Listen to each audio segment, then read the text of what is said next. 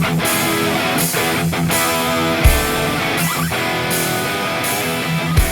have captions now, Jeff. That's really classy. That's right. What's up, y'all? Welcome to KBN Live with the captions. Rolling with the captions. With the captions. Yeah, I'm Jeff Malott. I'm my partner, Ryan Lambert, up there. Welcome back from the beach, Ryan. Back to work. Yeah, thank you. Yeah, man. Hope everybody's doing all right tonight. And we are excited to welcome Adam Reiser for the first time to KBN Live. Thanks for jumping on here with us, Adam. Yeah, what's up, y'all? Happy to be here. Yeah, man. You sound real excited. No.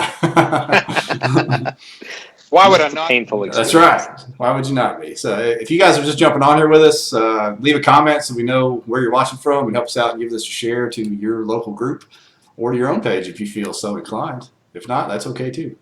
But yeah, Adam, thanks for jumping on here with us, man. You're just coming off the runner-up at Kentucky Lake. We wanted to have you on here right after that happened, just because, as Ryan talked about last week, it was a tough tournament for some. Then some of you guys really figured it out. So we just want to pick your brain a little bit and kind of figure out how you solve the puzzle at Kentucky Lake. Not that that's an uncommon thing for you, because your name pops up on the leaderboards all the time in different parts of the country. So we're ready to go. Kind of dig into what happened there. Yeah, it was one of those rare tournaments where I kind of knew how it was going to go. I knew how it was going to fish. Some of the guys that caught them, I was not surprised at all that they caught them. I knew where a good bit of at least the guys that made their money in that tournament, I knew where a lot of them were fishing. And you're correct. I got more history on that impoundment of the Tennessee River than any other place. But as you heard, it fished small. That Kentucky Lake tournament fished small. I told some others that was my third weekend in a row fishing a tournament there. I'd done a West Tennessee club tournament there the week prior. Got second place in that one. That was one where Josh Stewart's mom won, which is really cool. And then the week before that, fished with my local club, and I blanked in that one. So I thought the fishing was getting better the closer we got to the Hobie event. And during practice during that event, shaking off fish, I was feeling pretty positive about how things were going. And I liked how it's set up, man. I knew this time of year, it's one of those time of years where there's a small group of fish. You kind of know where they go in the migration if you fish there enough. And like you're hearing from other people, the vast majority of that lake and Barkley too, it's fishing really tough. It really is. So I knew that most people were going to struggle. I knew that someone stood a chance of doing well out on the ledges. But a couple quick reports in practice and kind of knowing what that current was or wasn't doing out there kind of told me that I didn't have to be too worried about it. You always think that someone stands a chance to lighten them up out there, but I was committed shallow. And that was my approach going into it. That sounds like Did you say Josh Stewart's mom won that tournament? You heard me correct, dude. Okay. There was 23 of us, and I think she won by a good bit too. She won the tournament.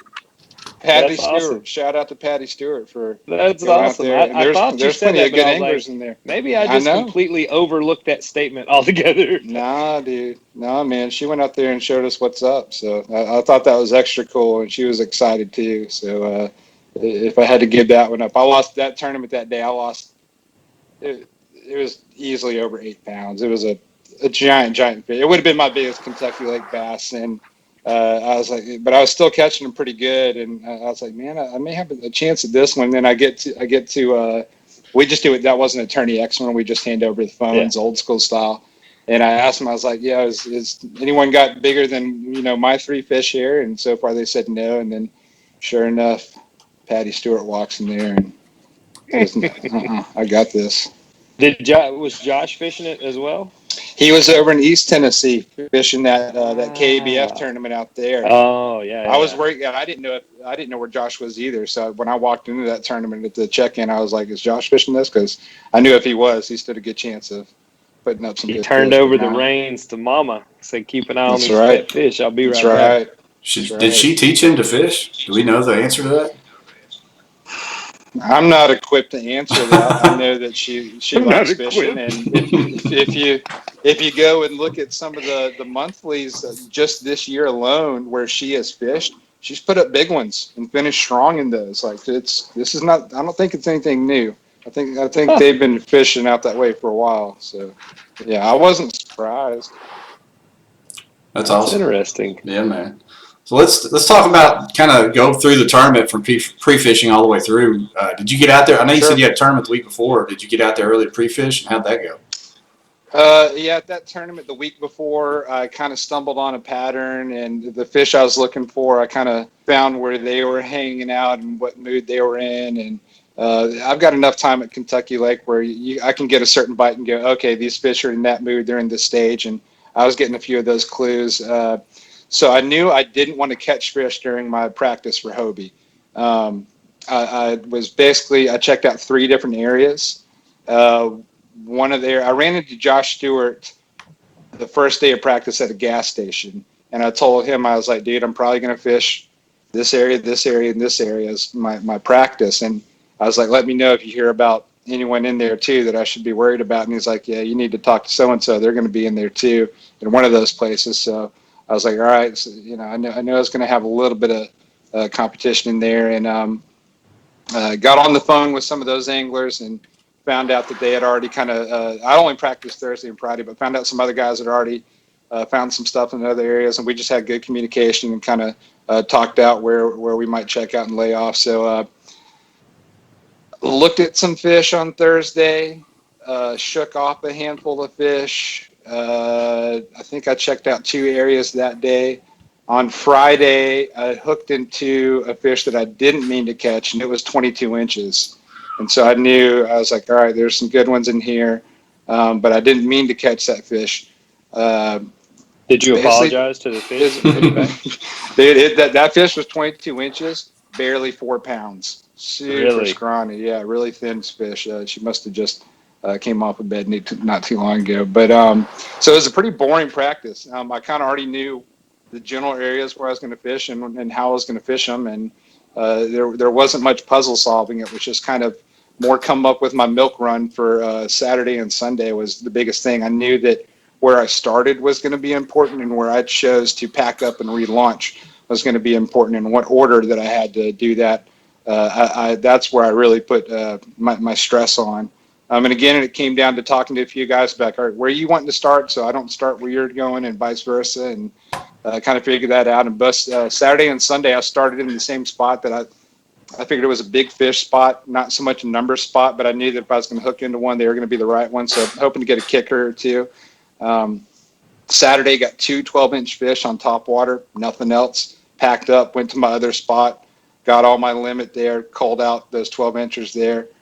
Sunday, same thing, no fish on the first spot, left that spot even earlier, went to the other area, which even on Saturday I was able to expand on even more and leave fish there. Being able to manage fish in a tournament, especially one that's as tough as that one, that's a good position to be in. And that, man, those fish were there on Sunday, and I just picked them apart even more. And I've told some people I had an island that had a ditch, a trough running around it, and it'd take me about an hour to slowly fish my way around the entirety of the island. And every time I'd come back to each piece of wood or whatever it was there was fish were latent to, there would be new fish on them. It was just one of those kind of magical areas that they were filing in there. They were loading up as the day was going on. So I lucked out and picked the area that had good ones in there. And even things have to go right. I fished clean. Some of those fish that would come unhooked, came unhooked, but went in the net. Other days, that doesn't happen that way. So a couple lucky catches, adding on to the fact that those fish were coming in there, it just worked out. So you had planned to ramp hop, like that was in your ballpark there from the beginning. That wasn't like a spur of the moment kind of decision. Yeah, I knew some of these areas that had the potential to have winning fish that were getting fished by other anglers, that whether they were hooking into them during practice or they were going to get hit pretty hard. And we had some boat tournaments and some pressure from bass boat guys down there too. But I had tried pretty much the same game plan previous years and wasn't able to put my limit together out of one launch. And so in case that happened, and I just had a feeling it was going to happen that way, I knew I needed to give myself a plan A, B, and C, and the plan A just turned out to be garbage, and plan B turned out to be way better than I thought it was going to be. So, that multi-launch thing was a big part of it going into this. And you fish all these big tournaments on the road. We see your name all over the place. You know, you were in the Tournament of Champions last year. You stayed in the house with me and Steve-O and Terry Golden. I mean, there's kind of a core group of like the traveling Tennessee little Sure. pack that you always kind of see in these big tournaments. How do you plan, you know, like planning for this bike, for instance? Do you look for multiple ramps to use during a day, or do you try to find one ramp but that has multiple areas? What's your preference? It just depends, you know. I have a Torqeedo. It's out of commission at the moment because I had to switch to a different boat, and I don't have the mount on there. But if I can practice with a Torqeedo, that lets me. My favorite thing about a Torqeedo is I can eliminate water. It's not so much about using it game day as just going nope, nope, nope. Oh, okay, here's something I like. So it differs lake by lake, tournament by tournament, whether I'm going to do fish out of one launch versus do multiple ones. The more I fish, the more I'm comfortable with the idea of sacrificing that time it takes to relaunch, you know, because it is a sacrifice. You're eating up time you could be casting. So, but there's times when it totally makes sense too. So the more I fish, the more tournaments I do, the more I'm okay with that idea of relaunching. And even during practice, I've learned from some buddies that, you know, doing 4 to 7 ramps a day, or even if you just drive to a ramp and just look at it for, you know, 20 minutes from the parking lot without even launching, there's a value to that. So yeah, hopping around, doing a lot of driving and not as much casting can be a good part of the plan too. You know, there's a lot of pros to compare the two. There's a lot of pros that will lock 2 or 3 times and run half their day away trying to get to a spot to only fish 3 or 4 hours. I guess that would be Kayak's version of the same thing, huh? Be able to load up and move like that. Absolutely. You know, you're just sacrificing for what you believe to be the good stuff, you know. And absolutely, it can pay off. This was especially one where I didn't have to worry about. It was more about I just needed to fish clean and catch them, and I knew that they were going to be in there as long as someone else didn't sneak in there and clean up before me. And I think I was that guy that snuck in before a few other guys, because after the tournament was done, I found out a few guys went to go fish my spot and saw me over there and go, oh, he's already there, and they left it alone, and they didn't have to. They would have been well within the right to come over there and fish it, and it was big enough to where you could technically share, but you probably still would have caught each other's fish a little bit. So just courteous anglers played a big part in that one. So what did you fish out of in the tournament? What kind of bonafide. So let's get this for the whole audience to understand. You went up against 130 basically of the best anglers in the country, had every fancy pedal boat that exists, and you paddled for that event. Is that right? Yeah, and there's a few of those areas that I can confidently say that if you didn't have a lightweight paddle boat, like you wouldn't have been able to slide over those couple inches of water into something else. If your boat weighed too much, or if you didn't have any paddle at all, I'm talking about, you know, spiking your paddle into the gravel and shuffling over it, you know, without stepping out the boat. But, you know, there's a fish or two way back in some ponded off water that you got to go catch. And if it's a tough tournament, especially, you know, every bite, every catch can mean a lot. And in my short and humble fishing career, I've got a handful of fish that have won me money by getting back where no one else gets. And you know, there's people out there that are, you know, a lot of new folks that think that kayaks still relatively aren't expensive compared to buying a bass boat, obviously. But to an entry-level kayak angler, they may feel intimidated, or, you know, I have to go buy a $3,000 pedal boat to compete.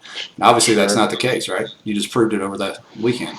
Or have, you know, the electronics, or now I think the forward-facing sonar, the 360 sonar, is for the guys that know what they're doing. Yeah, you can use that to your advantage. I think more so in the bass boat world right now than the kayak world. But to your point, there's a lot to be said about just instinctual fishing.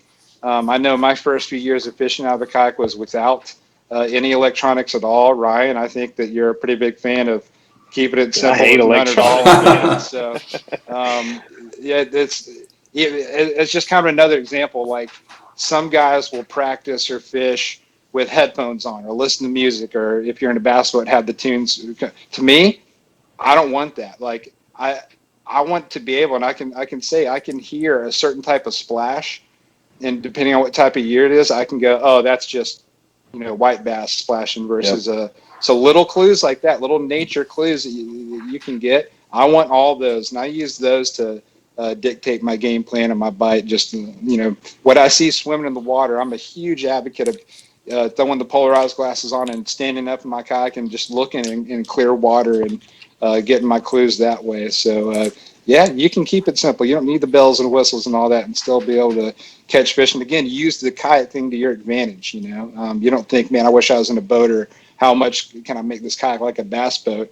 Use your kayak to your advantage and find fish that way. That's what I like to do. Not saying I won't hop in a big pedal version boat anytime soon, but yeah, if you can keep it simple and find fish, it's fun too. I mean, the trick is catching the fish. That's what wins you money. It's not, you're not getting a check based on how far you paddled, or, Sure. how many miles you pedaled, or how many torpedo batteries you brought. That's not what this sport is. It's about catching a fish. We had a guy ask, how long does it take you to load up and move when you are changing ramps? What's your average load up time? I car top. I've got a pickup truck with a camper shell on it, so I throw mine on top there. So I've got to strip my kayak pretty clean. It's not like a trailer where you're just going 10 minutes down the road. You can basically leave all your tackle in there and roll out. I basically strip mine clean, throw everything in the back of the truck. I don't know. If I'm in a hurry, I can launch and pack up in no more than 10 minutes. Pretty quick. It gets quicker. So you're over not time. sacrificing much time at all. That's pretty streamlined. It's usually once you're in the truck and you're driving, that's usually where the time gets eaten up for me. Oh yeah. But yeah, actually packing up at the ramp, I'm pretty good at that, and especially if I know that I'm going to do it even before I go fishing. I kind of have my stuff in order to where I can get in there and get out real quick. So let me ask you this, and Ryan, you can answer this too, because I know you've been known to ramp hop in the past, haven't you? A little bit. When I have to, When man. you have to, yeah. But I do it. The few times I've done it, does it give you? I know it sacrifices some time, but do you find it gives you almost a mental reset on that drive between ramps, and you're kind of starting fresh when you launch again? Especially if you didn't catch anything your first spot. Yeah, absolutely. Which is more often the case for me. I've got way more times where I'm like, well, that didn't work out. Let's load up. That's typically the case. So yeah, you hope that you get a little reset, or just go, okay, that area's done. Now let's go over here where I stand a different chance and I don't have to grind as hard. So you at least hope that. Yeah, That's sometimes. something that I kind of struggle with. Like I will sit, especially let's say I caught fish they're pre-fishing. Like if I know they're fishing the area, it's hard. If they're not biting on tournament day, it's hard for me to just give up. Like in that BASS on Chick, I sat there in that one spot for like 4 hours trying to make this fish bite, because 2 days prior we caught the hell out of them. You could not throw anything in the water they wouldn't eat. So, I just kind of struggle with that. Like they weren't eating, so I should have loaded up after about 2 hours instead of 4 hours of that event. Save myself some trouble. Yeah, it's easy to let a day burn away just trying to will yourself to fish. I know. I'm learning and growing up. We're all learning. So Adam, Ryan mentioned earlier, you travel around the country and the region, and you're consistent everywhere you go. Do you have any, what do you think are the keys to staying consistent like that and be able to travel and still compete on different bodies of water? I give any degree of success or knowledge that I have in fishing, I really attribute to just my time on the water. My job the last several years has allowed me to to work on the weekends, and then I have most of the week to fish typically. And if I take off a work a weekend, it's to fish a tournament. So I get more days out there than most people. I mean, you hear that as the cliche saying, but I completely agree with it. You're out there in enough scenarios, and you see what happens, both the good and the bad days. I fish all throughout the winter. I'll go out on a miserable rainy day, a super cold day.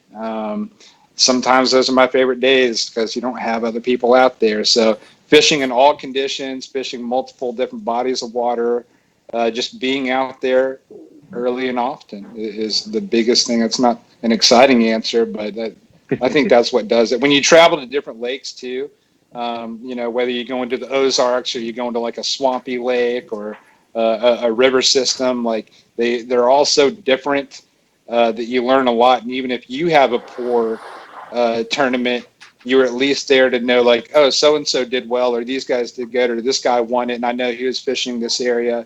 I need to consider that for next time I go back into a similar scenario. So it's just how many times you can go through the scenarios, and after a while, you start seeing patterns, and you can apply it to how you fish. And kind of playing off that, what are your thoughts on, I know we've talked about this several times, what are your thoughts on like a pre-fishing cutoff or a Yeah. certain pre-fishing period? Do you think that would make it more of a level playing field? Obviously, guys that travel the country and they've hit these spots before previous years and stuff, they're still going to maintain that knowledge base. But I think being able to spend a lot of time fishing the current conditions is a huge, monumental advantage going into these tournaments. What are your thoughts It's on a that? good debate, and both sides have good arguments for and against. Um, oh, you got me still? Yeah, I you're think it's good. making Oh, noise. yeah. No, you're All fine. right, cool. Yeah, man, whatever it is, it's still the same for everyone. Whether, I guess it's more, you'll have more people if you say you can only practice 3 days prior or something like that. I guess more people will actually be out there practicing that during that time than if you just said it was wide open for whenever. Really, I think conditions typically don't, it's hard anywhere you go, any time of the year, to find conditions that stay stable for more than about 3 days or so. Would y'all agree with that?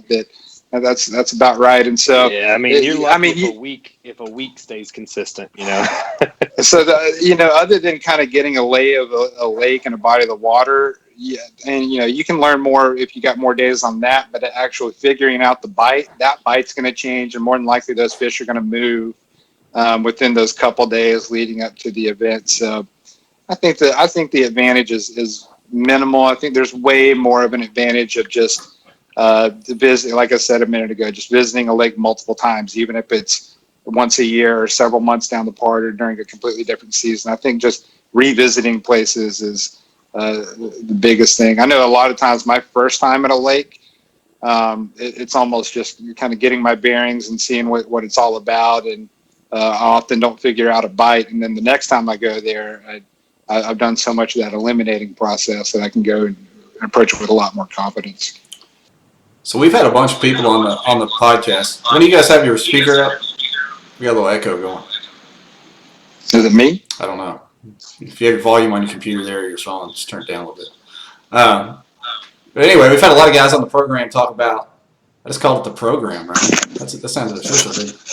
Talk about fishing history, and they get caught up in that. How do you avoid doing that with all the time you spend on the water? How do you avoid getting caught in that trap? Well, fishing history ain't always a bad thing. Sometimes it's a good thing. But yeah, you can absolutely get caught up in that. I don't know. Usually, you got to check out, especially if you have some decent history. You got to scope it out, or at least give it a try, just to see if it's there. Sometimes it's absolutely just like you had it before. As far as getting caught up in it, I guess you got to balance and weigh your confidence. Like if fishing history gives you some confidence versus checking out new stuff and you couldn't find anything, I think it would make sense to fish history with confidence with a technique that you feel good about than going out there and trying something completely new. Again, it's hard to say lean one way or the other, but pros and cons to both. I don't really have too much of an issue with fishing history. I think more seasonally, I'll kind of get stubborn about fishing certain lures or patterns, or I'm a topwater nut. So you give me one topwater bite and I feel like I can run that pattern into the ground, and that's kind of hurt me sometimes. But the history part, I don't see that as necessarily a bad thing. Fair enough. You mentioned on Saturday and Sunday the topwater bite kind of let you down. How long did you stick with it before you made the adjustment? I think I did. What time did we start fishing? 5:30. I think on Saturday, almost exclusively through top water from 5:30 until about 9. and got those 2 small ones. I missed another one that was definitely no more than 15 inches. So 3 bites best. But then that same spot the week before, I caught a 20-incher on top water and knew that there was other good ones in there, so it was still worthwhile. And then the next day, since I knew that they weren't getting top water that good, Sunday, the second day, that was one where I was like, all right, I can hit it a little bit quicker, and if it's not happening, I'll get out of there, because I felt that I had other fish waiting for me at my backup spot, and I was worried about other people getting on those. So I think that day, lines in it were at 5:30, and I think I was loaded back up at the truck by 8 a.m., so I didn't waste much time there. It was almost all spent at that second spot. You don't want to give up too much juice, but what did you go to after the top water let you down? Did you still something moving or something slow? Yep, Cinco caught me a few fish both days for sure. Any of my bigger fish or fish that I know I culled were on a moving bait. Nothing special, but I got to wait till after this weekend to reveal that. It was something that I didn't have a lot of time with, a lure that I didn't have a lot of time with, but oh my gosh, they were eating it.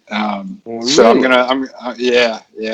were eating it really good. Sauce. It also told me that there's a couple other lures that if they're eating that, I know they would eat, these options too.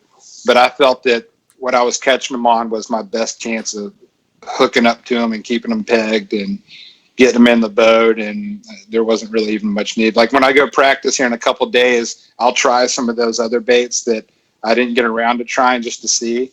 What are you fishing this weekend? What do you got this weekend? KBF's got Saturday and Sunday on Kentucky Lake, so I'm going right back to the same stuff I was just on. Oh my goodness! I'm right back to it, dude. Right back to it. Yeah. So, okay.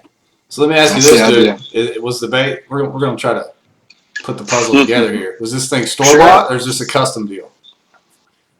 This is store bought. Okay. Yeah, it's store bought. Oh, it's by no means anything revolutionary. It's pretty standard, plain stuff. But I don't know. I got a feeling not a lot of guys had this tied on, and the fish really told me what they wanted. I mean, they were just eating it so good. I figured it out the week before, where I'd caught a handful of fish, and I literally didn't untie it since the week before, and it stayed tied on the whole time, and caught them good. I'll tell you one thing. I was throwing the Cinco on day 2 during that tournament, and wasn't getting bit, and I was reeling it back in a hurry, and had that classic thing where right as you're lifting the lure out of the water, a fish comes up and tries to grab it. And it was only like a 14-incher or so, but I still needed a fish at the moment. And so I was like, okay, these fish want a moving bait. So I immediately put down the Cinco, immediately picked up my moving bait. First cast with the moving bait, 21 1/4. So that's when it just told me, I was like, all right, this is what I need to be fishing. And that was catching the bigger ones and allowed me to cull. And the final scores in that were pretty close there. So, a 1/4 inch here and there meant something in that one. So Clifton Allen, I just got this through my AirPods. He wants to know, what do you think? Do you think the new jackhammer will be better than the OG jackhammer, or you think it's pretty much topped out with the new jackhammer? I was listening to some people talk about that today. One, I'm surprised that it's the transparent plastic bill. I would have bet money that it was going to be a bigger blade. I still believe that'll be out there. I mean, you're affiliated with them, if I'm not mistaken, so you probably know more than I do. I totally thought it was going to be a bigger blade, which I was definitely excited about. So I was a little caught off guard by this one. From what I'm hearing, apparently it has a tighter vibration to it. Obviously, it's going to sound different. When I really like Strike King's Thunder Cricket too. That one's got a tighter vibration and a little quieter compared to a jackhammer. So if I feel like the fish have seen just nothing but jackhammers, I'll go over to that Strike King one, and it's a really well built chatterbait style lure. All the components in it are really strong in my opinion. So I like both of those, but yeah, you bet I'm going to buy that new chatterbait. I mean, sometimes it happens, man. Like you see all those expensive ones walk by, and then you see something kind of trashy, and you're like, I'm going to try it. What do y'all think about I ain't opposed to trashy. I get down with trashy. What do y'all think about that clear bill? Is that going to make a difference? I mean, from a sound perspective, or does the color actually make it? I mean, that blade's moving awful fast for the color to make a difference. Man, I don't know. I think on especially like bright sunny days, clear water, I definitely think they get shied away from that blade. Yeah. I mean, I've seen it this spring, like when the water was muddy, when I was catching the smallmouth, they were smoking the jackhammer. But when the water cleared up and it, the weather kind of moved out, they would not touch it. They wouldn't touch it at all. So I think, I mean, there'll be a time when it makes a difference. Who knows how much of a difference, or how much, how valuable it'll be. But it'll stand out. I mean, you see it now between, and granted, it's slightly different motion, but a swim jig and a jackhammer now. Like, I'll get these fish that are positioned on a grass line that, sometimes they'll eat the jackhammer for like the first 30 or 45 minutes in the morning, and then they stop. But if you switch to a swim jig, they'll start eating it again. I think scenarios like that, it's probably gonna be useful. I'm not gonna switch out my whole jackhammer collection unless Chase loses my jackhammer box again. Yeah, I'm curious how it's gonna play here. On the Ozark Lakes, everything up here is clear water. That could be a place where it shines more than others. Exactly for that reason, the clear water thing. Yeah, I'd be curious to see what some spotted bass or, when I think of spots and smallmouth, I think of way more visually feeding fish than largemouth. And so, if you care about the visual aspect of that little blade on the front, I'd like to know what it does in clear water up there. We'll see. I'll see if I can catch you some 12-inch Beaver Lake spots. Let us know. Harshman's throwing in the jackhammer doesn't even work. He's trying to get people to shy away. What does Jake know anyway? Let's be honest. Nothing. Not a thing. Yeah. He knows. I'm gonna grab another Colton. I'm still with you. All right. I'll tell you that. That dude, Jake packed up and left the Northeast where they had the KBF tournament up there and drove 12 hours out to fish the Hobie. That, my friend, is commitment. That's crazy. It's kind of funny watching the numbers right now. The Hobie Kentucky Lake event set a record for attendance, even in the midst of what's happening. And then some of these other events are struggling to hit 30. What do y'all think that's about? I guess it depends on who's fishing stuff, where it is. Like there's all kinds of factors. Man, I can only speak for myself. I told myself at the beginning of this year, I had point chasing KBF for a few years there and had a good time doing that. But after making TOC last year, that was the light bulb for me. Like, Hobie's doing it better than anyone else out there. And not to put down the other one, right? Like, it just, that drove it home. That's the goal for me every year now. Yeah, that's it. And that was my goal in 2020 was make TOC, and more so than any tournament on the schedule. That Kentucky Lake one was circled more than any other for me. So that paid off. Yeah. Hey, I'm happy about that. Wouldn't have mind getting that one spot and getting Worlds, but Jody Queen, you couldn't have a better guy win that. I know, man. Stoked for that. But TOC, fishing the Hobie ones, man. That's just whether it's point chasing or just getting in general. You stand a chance of winning more. You feel like it's just entirely for the anglers. Anyone that's fished one knows what's up, and anyone that hasn't fished one, I just strongly encourage you to go fish it, even if it's a little more high dollar.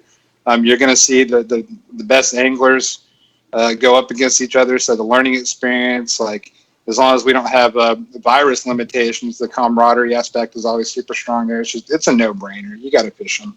And I mean, that's the crazy thing is that you're seeing, one of the highest buy-in tournament series in the BOS is just completely, taken over numbers-wise, where you have these trail events that may even be closer to people's homes for $75, and they're getting passed up, for somebody to get in the vehicle and drive. I mean, even for me from Chattanooga it was 3 hours, 3.5 hours up there. But I mean, we had people from everywhere. Matt Scotch and Guillermo came up from Texas, like they do, every year. Like the Kentucky Lake is a staple event, and I want to transition that into what are your thoughts on the future of that tournament on Kentucky Lake? Obviously, in no official capacity, but the fishing lake-wide is struggling. The pressure is struggling. Do you think that that's something you ride out because it is kind of a check mark on people's yearly schedule? Like, all right, well, time to go to Kentucky Lake. It's June.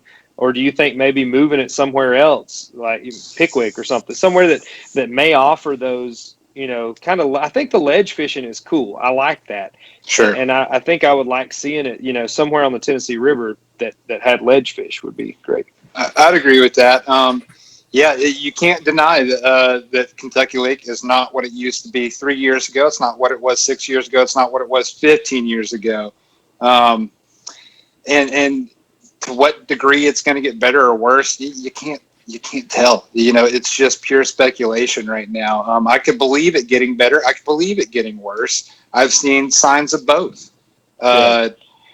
I wouldn't mind it going elsewhere. The way I look at it is if they keep it at Kentucky Lake, no matter what month it is, it'll be a challenge. There's still those fish in there, obviously, the good bass to catch. But it's just way more of a challenge, whereas before, even if you didn't do well in the tournament, you could at least go, oh, man, I showed up to Kentucky Lake, got on a fun little bite during practice, maybe caught one or two good ones. That used to be a guarantee if you would go fish that lake. Now, how many guys have traveled there in the last 3 years for some pretty big tier tournaments only to not even limit or completely blank? Yeah. So the argument to slide it down to Pickwick or someone else on the Tennessee River, I mean, dude, I'm from Florence, Alabama, so going down to Pickwick, you're going to get my vote on that. That's basically my home lake is where I consider that. But yeah, it's a good argument for both. Again, kind of like the practice thing, you got a good argument for both. I would think as long as you would come back to Kentucky Lake, I wouldn't mind seeing a Pickwick thing, or maybe like a Pickwick Wilson combo where you could fish either one, something like that. I think that'd be a really good idea. Ben Lowry says 300,000 Florida strain released in there this year, right? But they're this big, and then you still have this huge problem with Asian carp that and I know they're working hard to address this. And Tennessee and Kentucky are both pouring money into the eradication of the carp, but there are so many freaking carp there. Like it's not putting a dent in it. Every creek you go into, I mean, if you scan across a ledge, your graph just freaking lights up top to bottom with carp. I mean, Christine posted a video, them like jumping like all over the kayak. It's no joke. I believe the evolution of electronics and the fact that even a young high schooler now in the last few years can go out on a Kentucky Lake ledge and tear up on a school of fish in the month of June or the month of July. And in addition to all the old cats that have been fishing out, the ledge fishing there, when you box those fish in a bass boat and drive them around, those fish are so fragile that time of year, post-spawn when they first get on the ledges. And when you're pulling them up from out deep into the hot summer weather and throwing them in the box all day, you're going to have a lot of fatalities. So I think more fish were caught off the ledges with more ease in the last several years, therefore translating into more fatalities, unfortunately. Yeah. I think that, added to the carp and the bait kind of going away. It's just a deadly combo. I don't think it's those one thing. I agree with you there. It's not. I don't think you can just point at just the carp. But like you were saying, that's something Jason Lambert said. He's like, the lake got fished to death. He's like, they would have 5 or 6 big owners tournaments and FLW. Like, it got fished to death in the summer at the most critical time for you to be loading these giant, the big spawners, the 8-9 pounders, killing them. I mean, essentially, like you're throwing them in the box and 80% chance they're going to die. So, he pointed out that was a big factor coming into it.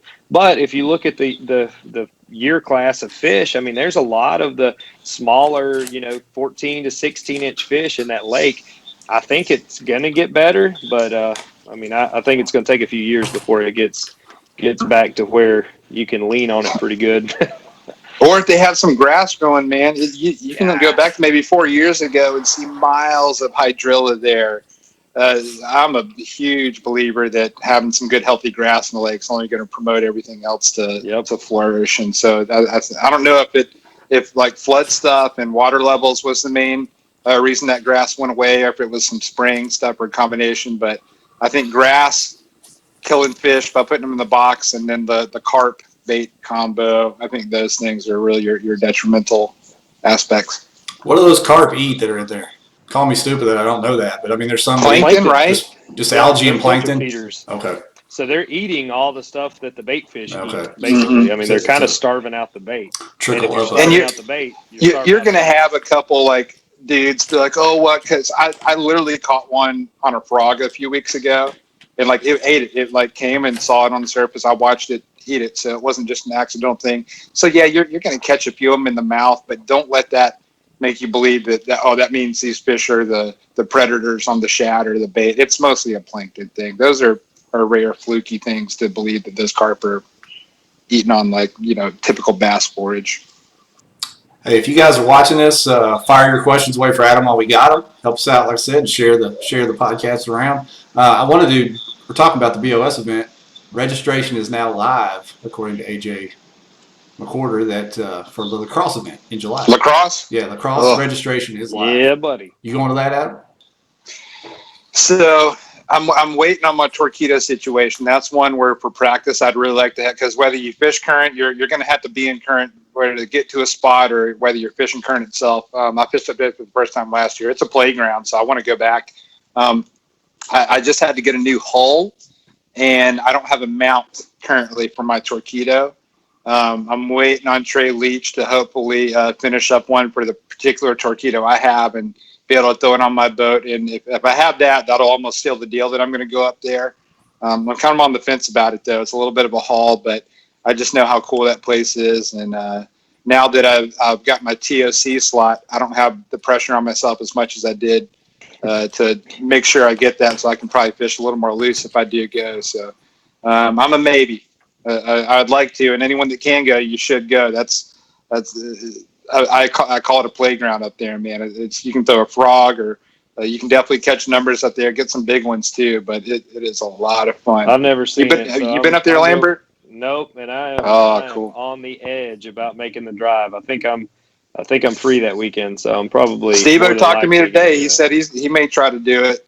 He said he's thinking about Steve has went back and forth on that particular subject 3 or 4 times on me. I try to ignore it every time he says it because it gets my hopes up, and then he pulls the rug out from under me. So I know.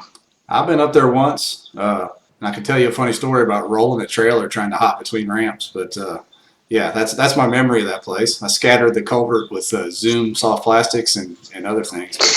But, I still managed to go and get my limit after all that. But I've been up there once. I won't make it for the BOS event, unfortunately, but I think I'm going to make it in August for the bass event.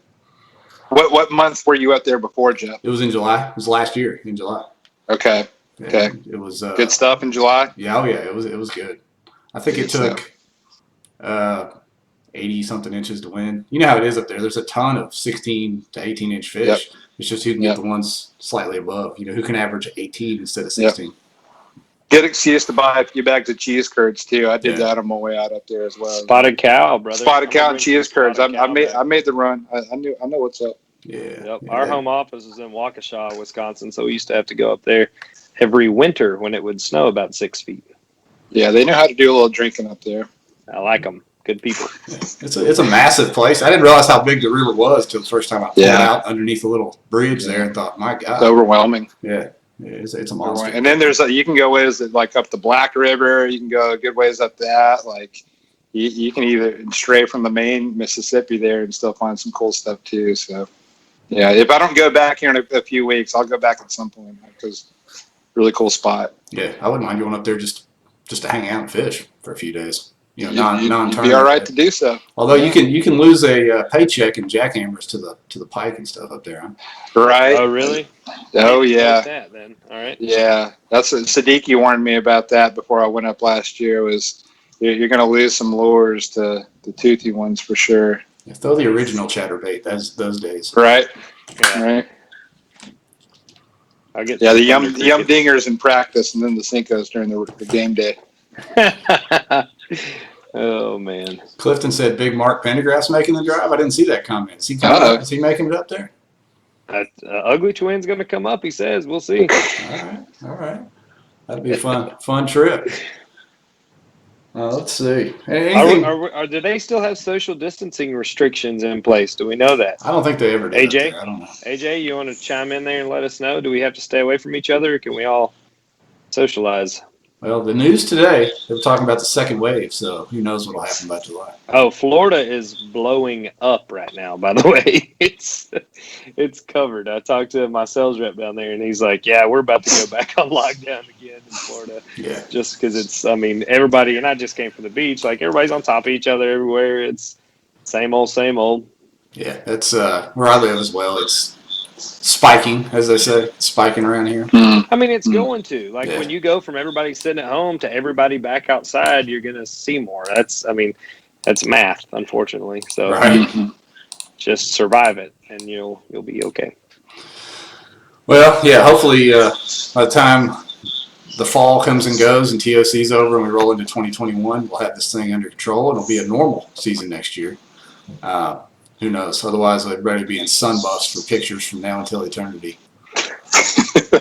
Hey, I'm a ginger. I'm always covered up head to toe anyway, year round. Like, I don't have a choice. I've always got. I'm not kidding, dude. Like, I wear the sun gloves to where like only the tips of my fingers are exposed. If I don't put sunscreen on the very tips on my fingers up here, I will blister up here at the end of the day. Oh man, That's rough. It's no joke. Yeah. That is rough. Who's that? Clifton asked, are you guys going to be at Grapevine? I don't know if the Texas people are having like a side convo in the comments or they're talking to us, but no, I don't think any of us will be at Grapevine. I don't even know what's are they having a cookout there? I don't know. Happening? Are we going to Bass Pro there or what are we doing there? Listen, I'm undefeated on Grapevine, so I'd be happy to show up again. I'll tell you that. All right. It's a cool lake. I've seen it a million times when we go down there, but I've never fished it. So. Scotch gave me Ned heads to throw on straight braid for a working man's tournament. It was Wow. very, very kind. No leader. He wouldn't give me a leader. Just straight braid. So that's all I need, man. Let's get out here and get it done. And you did. Oh, they're talking just Texas tournaments. They're just having a little private Texas combo in the live comments. Y'all go on with it. That's cool. Go on with it. Sort it out, folks. Yeah, sort it out. No better place to do it than on the live. KBN. That's right. Yeah.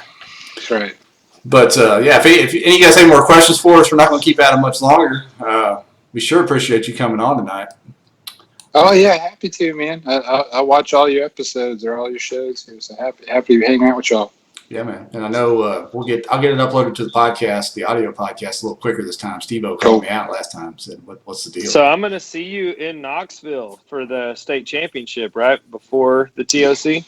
That was another one of my goals this year was try to make state. The last 3 years I've been point chasing on the national events to where I basically never fished a Saturday event with my club, so I'd never fished enough events to even qualify.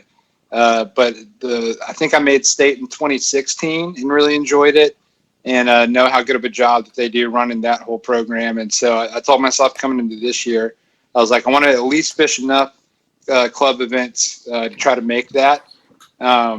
So that's the idea. Doing okay so far. Did you not come fish state last year? No, again, I fished too many. I think I only fished 4 of my club events during the season, so I didn't even fish enough to even qualify. Now, Tennessee State is during KBF National Championship, right? It is after they move the national championship on top of the state championship, yes. You're saying it's going to be moved, maybe, or no? Hell no. Tennessee State's going to say exactly where it's at. Yeah, I'd rather fish the state one, man. I mean, I've told people, like, because in all honesty, I was never going to fish the KBF National Championship this year when it was back in April. I know that was a heartbreaker for you, but in my opinion, like, Guntersville is such a location style. It's not like you can catch them on a point and then go run that pattern all over the lake. Like, you basically got to find like the area where there's a group of fish and lean on that. And so if you've got, however many ridiculous amount of kayaks on top of the already high number of boats that are out there, for me personally, since I've been to Guntersville a handful of times and can kind of go whenever I want, that didn't sound as fun to me. I know the dollar amount there is appealing, but that wasn't as fun to me. And so originally my plan for this spring was I was going to forego that tournament and then go fun fish and try to trophy chase at like Chick or something like that. So when it got moved, I wasn't really, nothing changed on my end. Gotcha. But I would say, if I had to guess, as long as I can make state this year, that's where I'll be. I'd rather give that a shot than try to do the Guntersville thing. I'll have plenty more tournaments at Guntersville. Well, and I mean, the state championship's pretty much pre-fishing for TOC. It's the same No, water. that's right. It's Good point. Good point. Because is that September state? Is that September thing? When is that? Is that October? First week of October, same as ours. I think it's October. October, and then TOC is in November, like early November or something. Is that right? I could be wrong. Yeah, it's a couple. I think it's like 3 weeks, but a little after. But to your point, though, yeah, good practice time because I haven't been out there. I've never fished those. Either. All that stuff. We're gonna have to do some work on that. I'm hoping Jordan Marshall or Eric Thompson do not qualify. Right. Those are exactly the guys I'd be worried about. No joke. They missed the boat on that. No offense, guys. I really like you all, and I hope you come hang out with us afterwards. But likely they'll be there. Oh, they'll try to fish the way in on the shootout. I guarantee it. You will. Fish harder if they haven't qualified by then. That's right. So Adam, you and I met a few years ago at a tournament in Arkansas. You made the long drive over to Beaver Lake. It was like 2016, 2017. We were running I think a KBF trail event here. Probably 17, yeah. So you're going to make the trip back to Arkansas for that Dardanelle event in September? Absolutely. That was on the calendar right away for me. You know what? I hadn't really heard too much about Dardanelle other than maybe watching like a YouTube tournament video or two about it. Cody Milton was hyping it up pretty good. Yeah, it's a good lake. He said good stuff. You'd be surprised at what you can catch in there. So, yeah, looking forward to it. What month is that one? It's in September. A couple weeks before. September. I think it's 3 weeks before everybody's state championships almost, 3 or 4 weeks. Right. Yeah, Where's Katie at? I'll absolutely be at that one. Yeah, awesome. Yeah. Well, I look forward to seeing that you. one. Coosa, and I've never fished down there where that one's going on either, so that'll be new for me as well. And then, like I said, maybe on Lacrosse. Are there any other Hobie events going on that are generally in the area? I'm going to have to straight up win a lot of money if I'm going to consider doing the West Coast thing. I know there's a few dudes that are doing that, but I think that may be out of my realm. I want to do it, man, but honestly, like you were saying, I mean, once when I qualified at Norman, that kind of knocked a few things off my must fish, list. I get honestly, I didn't want to fish Kentucky Lake at all, being that it was social distancing stuff. I don't really care for it. But Shane and a couple guys wanted to get a house, and I was like, sure, all right, whatever. We'll hang out for a couple days anyway. Katie in the clutch just dropped the entire schedule in the comments. So thank you, Katie. So September 12th is the Dardanelle event. Coosa is October 3rd. Okay. And it looks like it's the cross in July and then California Delta, then the two we just talked about. So there's those 4. Did you say the Coosa is October 3rd? Yes. Uh-oh. What's that? Good or bad? That's the state championship. Is it? I thought it was the next week. No? I thought Steve-O just posted it that it was. I don't know. We'll figure that out. Maybe I missed that. I'm going to be sad if it is. Well, I know Arkansas is the next weekend. The 9th and 10th. Maybe it is. Or whatever. I thought it was the 7th, if I'm not mistaken. I'm pretty sure. Well, it's going to be, we talked about this before, it's going to be a big fall. A lot of stuff going on this fall. So it's going to be fun for those. I think it will be too. And I hope Ryan can make it to Dardanelle so that we can prove once for our Arkansas is good fish. Come on, man. Listen, buddy, it's going to What, you don't think it does? For me to drive to Arkansas to catch good fish. Yeah, Arkansas is dope.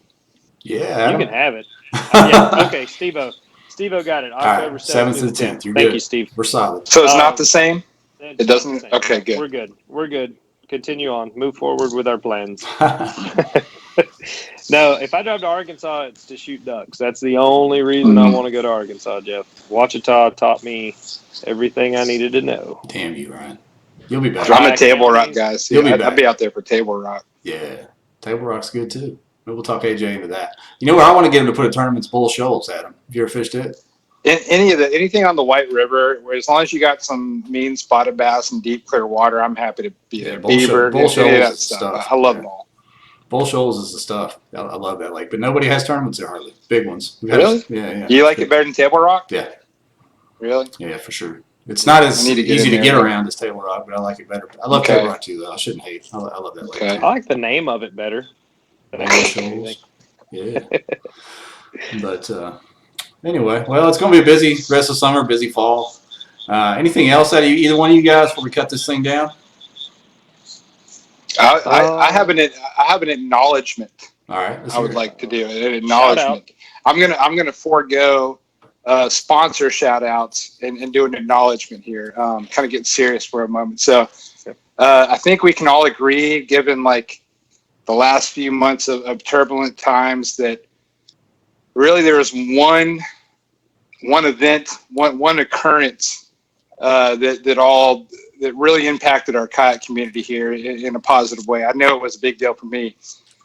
I think it was on May 2nd, if I have the date right. But a special thing went down, and I think you all know what I'm talking about at this point, and that's the video of Donnie Bennett flipping out of his kayak.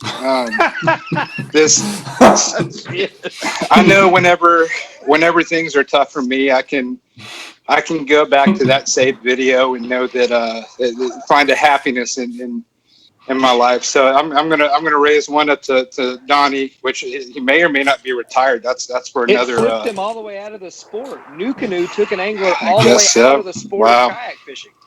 Wow. So, if at home, raise up your drink, or if you're listening to this on a podcast, maybe pull over to the side of the road for a moment or something. But yeah, pull over and pee on the side of the road. Yeah, I wanted to give a little attention to that, because that was one of definitely the premier moments in the 2020 kayak season so far. Dude, I didn't know what you were getting at. I was getting ready to grab the Kleenex over here on the side of the table or something. Yeah, hey, you're okay to still do that. That's fine. I was replaying in my head. I'm like, mate, what was going on at this time? Like, I was getting all serious. For real, I was like, Donnie, poor Donnie. And if you haven't seen it, to anyone that's going, what are they talking about? I'm sure someone will be kind enough to maybe get that Katie, one back up to Katie, cue the Katie's on. Cue the video. Can we turn that into a GIF, like a little short GIF? Just God, I'll turn it into a tattoo if I need to. Okay. That's awesome, man. What better way to close the show than old Donnie falling out of the kayak? I like it. Appreciate that, Adam. Thank you for coming on, and congratulations. Thank you, guys. And I'm sure I'll see you down the road here in the next month or so. Hell yeah, looking forward to running into y'all. All right, man. Hey, good luck to you, and you guys have a good one, Ryan. Stay safe out there wherever you are. Yes, sir. We're gone.